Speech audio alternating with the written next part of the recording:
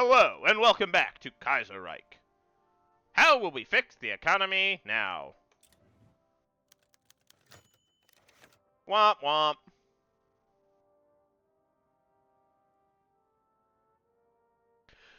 Schleicher removed in vote of no confidence.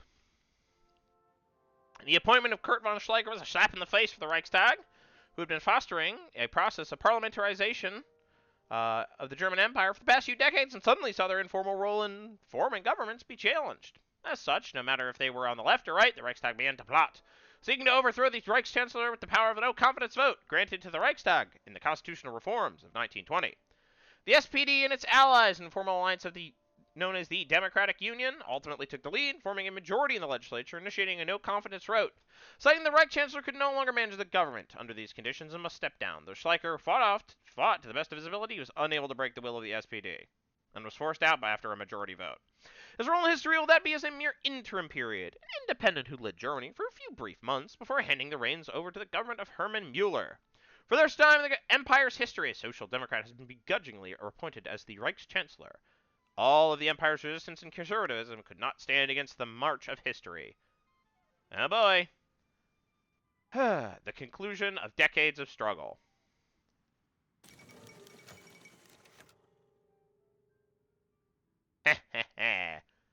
Democratic Union forms government in Germany. Kurt von Schleicher was unable to control the resistance of the Reichstag and handle the backlash of the economic collapse, so ultimately he was removed from his post. It's the parliamentary left and center which benefited from his fall. A reformist government, backed by a SPD-led Democratic Union coalition, acquired a majority in the Reichstag. Hermann Mueller, the SPD's co-chairman, has become the first Social Democrat Reichschancellor in Germany's history, and his cabinet promises an ambitious program of social reform and constitutional changes to transform the empire into a parliamentary monarchy. These goals will inevitably place resistance of the conservative establishment, however. Understood. In the streets of Paris, Berlin, and New York, the German Empire has always been stereotyped as a country of Junkers and soldiers commanded by the Kaiser, like a general commanding his regiment. But that could not be further from the truth. Since the very beginning, the forces of democracy fought against the deeply rooted aristocracy, the interests of the reactionary business owners and corporations, and the influence of an all-powerful Prussian army, and the machinations of the monarchy. Among the workers, the Social Democratic Party arose and became the most powerful party in the country. From the heterogeneous conflicts of German liberalism, a united Liberal People's Party ultimately formed. Within the Catholics, a desire and will to reform the empire towards inclusion and democracy finally took over. Today, a union of democratic forces has vanquished the reactionaries of the conservative nationalist bloc and their deceitful rise to power of the militarist Schleicher. And it is not led by a weak figurehead appointed by the Kaiser, or a moderate selected from the liberals and Catholic. No, for the first time in history of the German Empire, a social democrat holds the office of the Reichschancellor.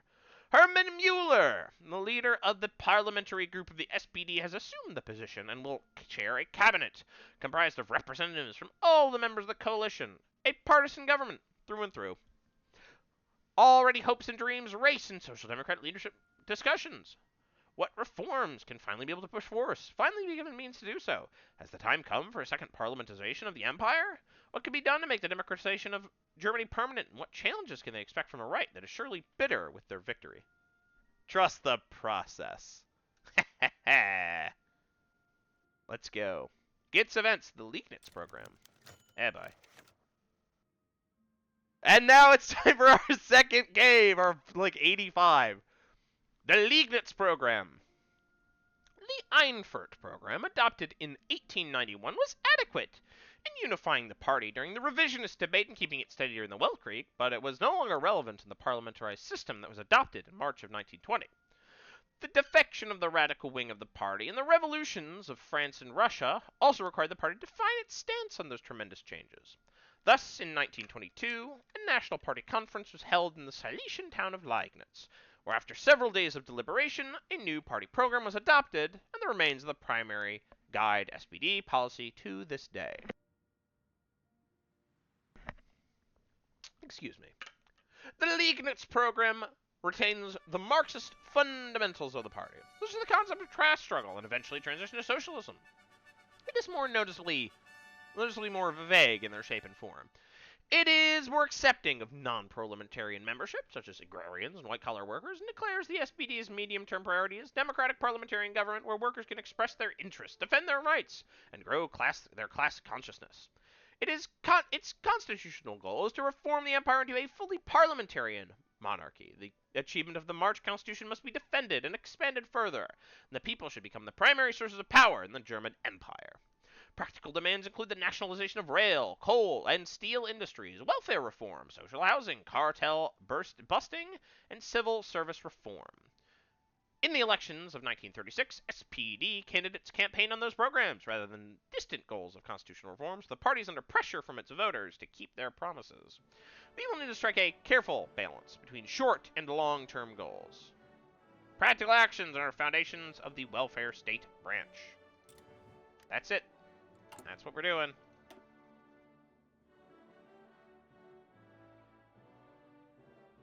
We did it. Victory, democracy. We get stability. We get political power. Nice. We can still get, Huh.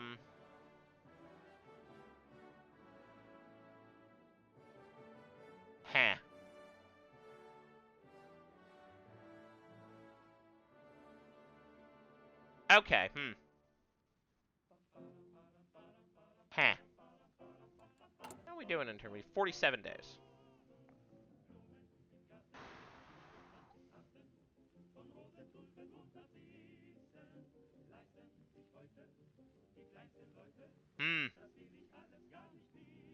Okay.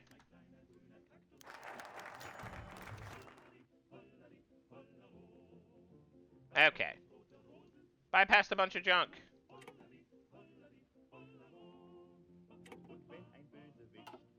Argentinian trade delegation. As one of our largest import partners, the struggling Republic of Argentina has reached out to our trade ministry, begging us to make an exception on increased tariffs.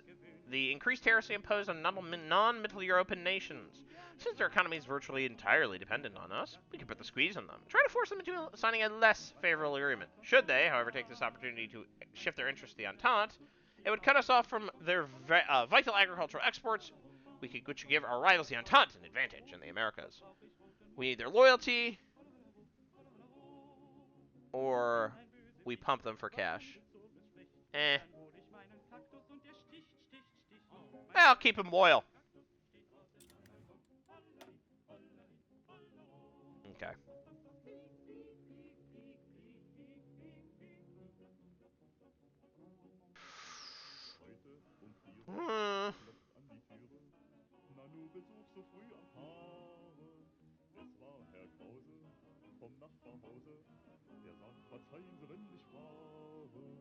Slash welfare. Yeah, I don't know if I want to do that. Oh! Reduces debt instead of increasing it.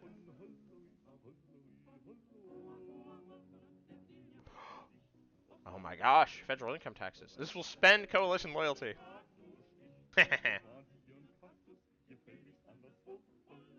This is good.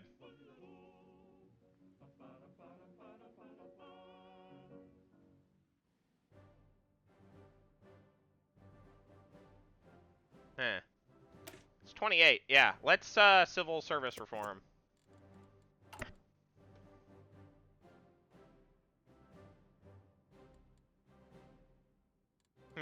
Actually.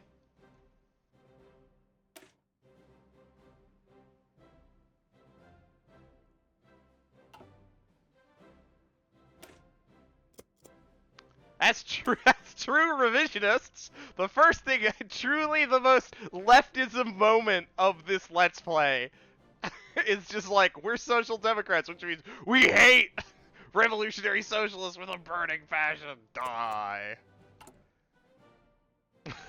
Like our options have not changed. We're just gonna, like, stamp that out quickly. Stamp, stamp, stamp.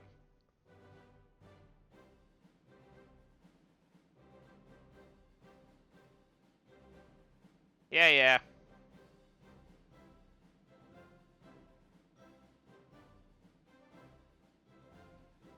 Let's establish curfews. Let's curtail distribution.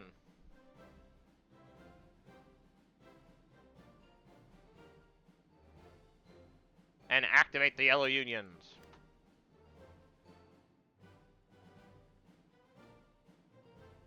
Stomp, stomp, stomp. Stomp, stomp, stomp, stomp, stomp.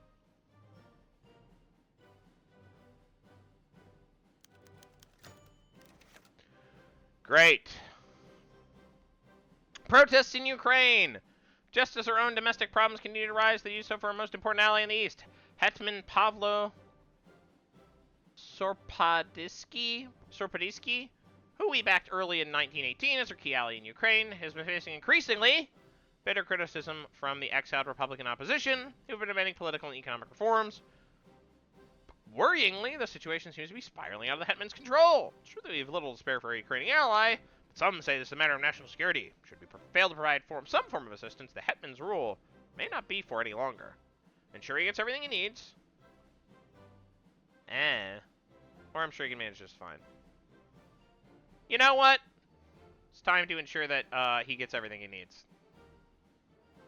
What's a little political power between... Yeah, Ukraine is, like, pretty big. Like, it's kind of a big deal.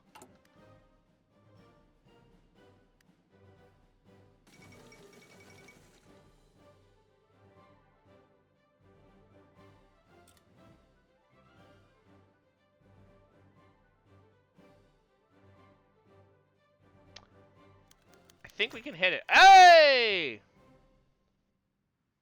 Yeah, alright. That makes sense. So, Social Democratic unions oppose rural strike. Suddenly, a bunch of the Social Democratic unions are like, wait, we just can't control the government. Wait, you guys, let's let's hold it. Whoa.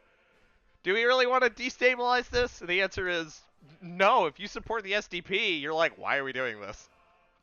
Why are we protesting against our own government? And the answer is, well, our government's not giving us a lot of the things we want. And it's like, well, that's... Well, by the way, welcome to This Is the Way Politics Works. Prepare to fight guys who are, like, supposed to be your guys. Anyways, Social Democratic unions oppose rural strike in spite of their traditional hesitation towards using union action for political gains.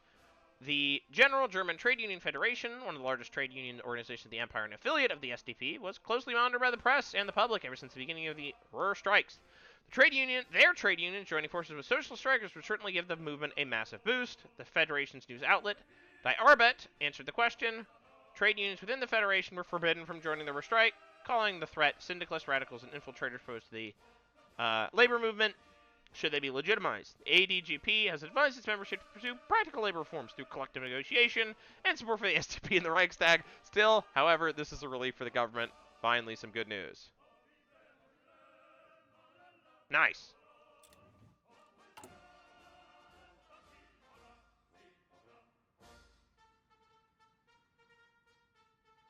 That's funny. We're going to overkill this.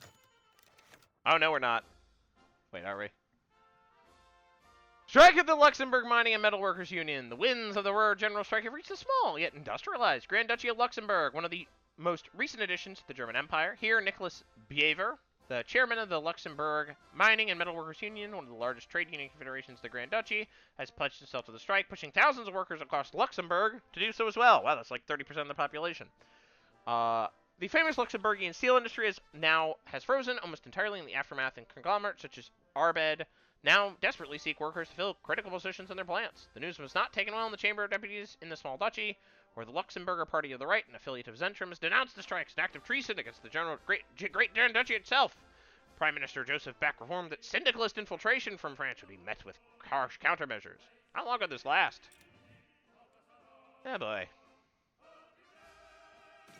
Yeah, we are going to overkill. It's pretty funny.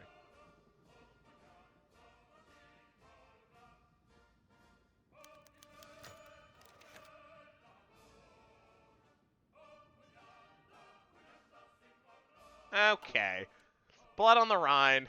The general strike underway in the Rhine has claimed its first victims. The police in Essen report 2 bodies have found in the Rhine at night, both riddled with several bullet holes. Shocking. Both of them were identified as activists and organizers in the Metalworkers Union. A quick investigation by the law enforcement reduced the trail to far-right activists in the Rhineland. War veterans and extremist youth associated with the Volkisch far-right nationalist, Savnikovist, and National Socialist movements have occasionally cropped up in the news ever since the Weltkrieg, participating in street clashes and political campaigns in favor of the fringe far-right parties. Though worrying, the worrying, they were generally overlooked by post-war governments as a non-threat. It appears, oh my gosh, okay, several of them in essence, you can make matters in their own hands and prevent, and I quote, prevent a Judeo-syndicalist take over the Reich, assassinate their socialist opponents in the night. The news of the deaths has sparked fear amongst the workers, and then numerous members of the Reichstag demand the government show solidarity with the victims' families. This would paint us as weak on the strike, however. We're the SDP.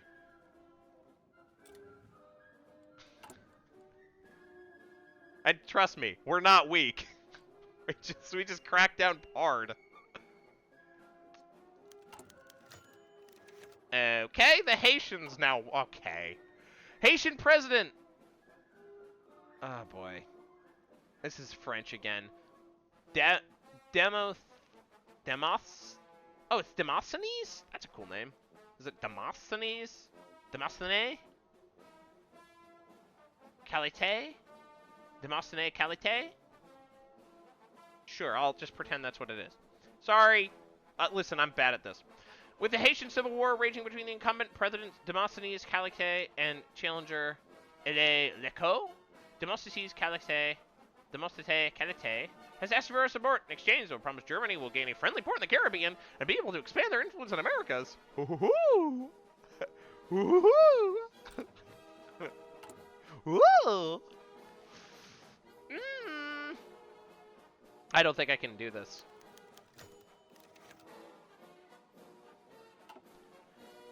Oh boy. Magnus von Levitzow criticizes government passivity.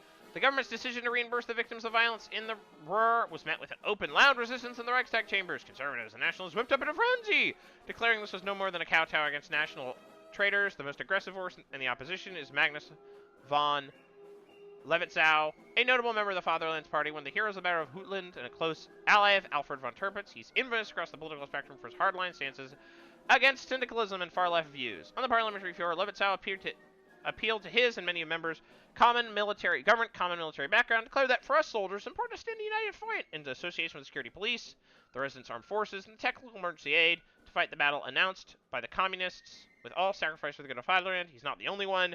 And should the Reichschancellor not hear their demands, the far right and the Reichstag promises to escalate their resistance against this achievement. All right, man. Occupy Eastern Rhineland. We could hit him with the both sides. Dude, I'm so close to, like, stamping this out.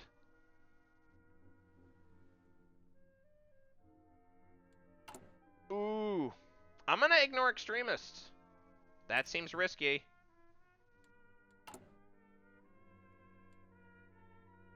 But I can probably activate.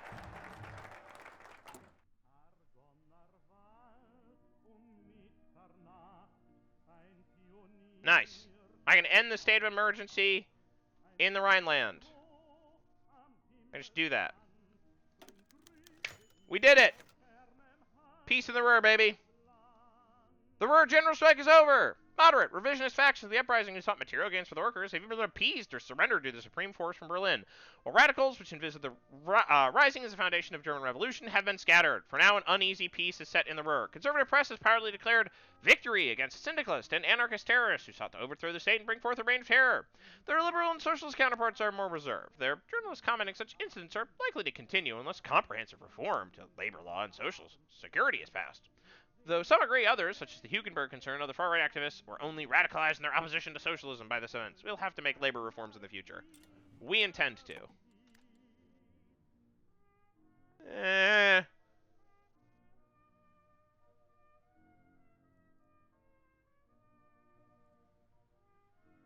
Great. Oh, right. Okay, so I need to, like, welfare it up.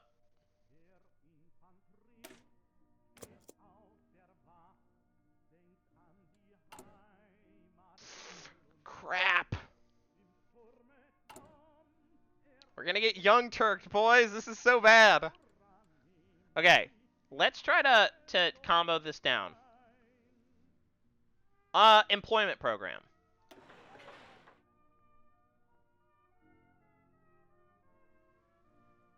Assistance from the East.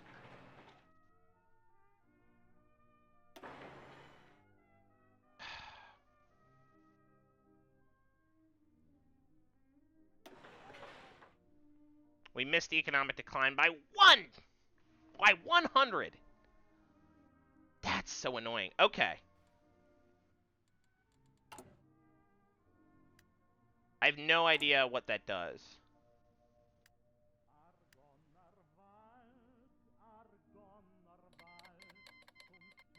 Okay. We might have to intervene in this. Can we? No. No, we can't. Brazil seeks investment. We've been approached by the Brazil government asking us to invest in their needle steel production plants. Well, they both certainly need the help. We stand little to gain directly on such long-term involvement, and thus would be wise to consider our option. Why are we helping them? No. We're busy. A military coup. The Olympics. Okay. I don't care. Insubordination will not be tolerated. Neither side will win this game round. 4 cards will be drawn.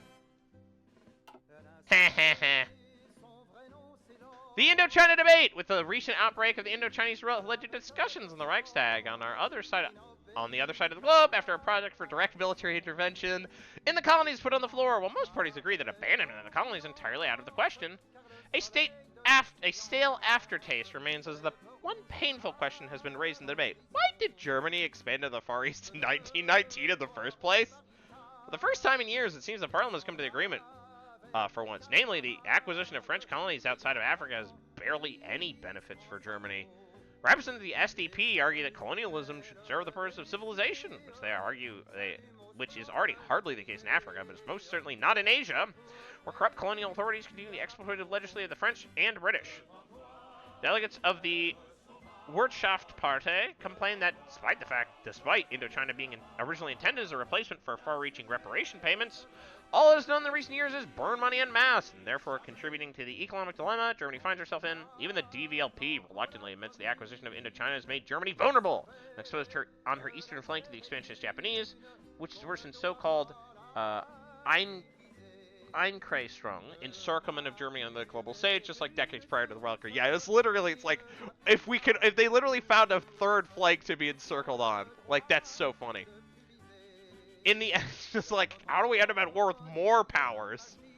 In the end, Germany is not that different from the French and British empires before the Weltkrieg. It repeats the same mistakes as its predecessors to the chagrin of parliamentarians. As an American, I would know nothing about empires repeating the same mistakes as their predecessors. Couldn't be me. However, never-ending discussions remain only that. Discussions will be the task of our brave Schutztruppen in East Asia. Put an end to this rally as quickly as possible, and plans to reinforce the forces in the colonies ultimately adopted to the Reichstag.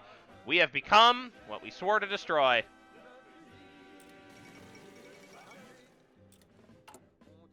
Alright, this is gonna be a bounce. I need better cards.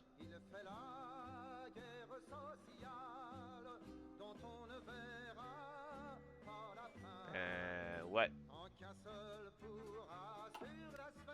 Their decisions. Oh boy. Right.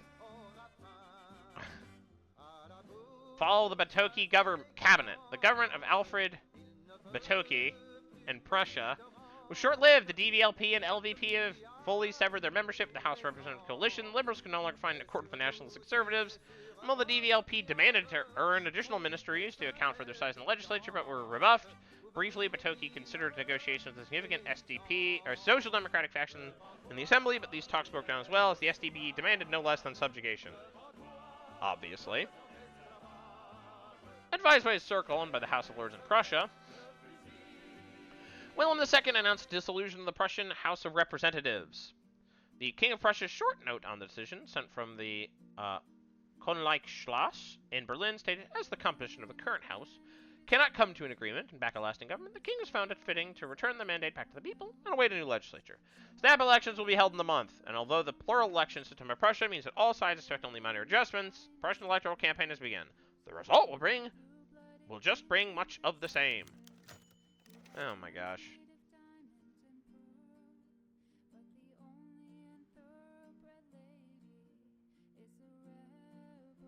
Cool.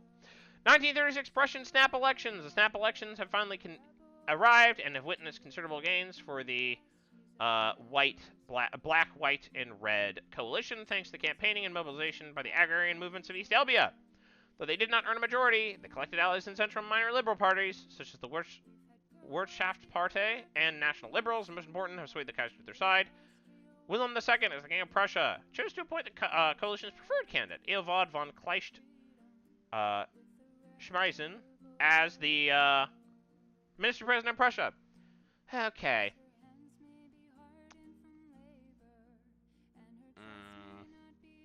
Perhaps something could have been done to prevent this. What?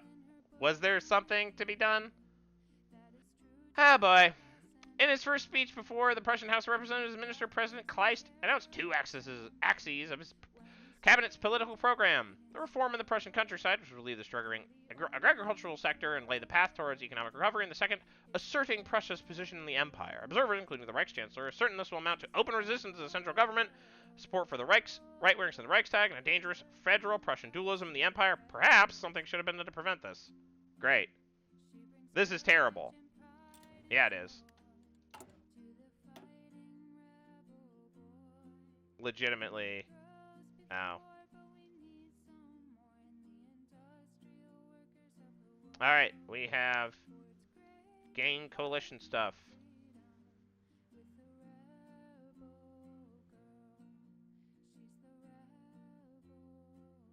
Okay. Oh, this... it adds time to the demand for action mission. Okay.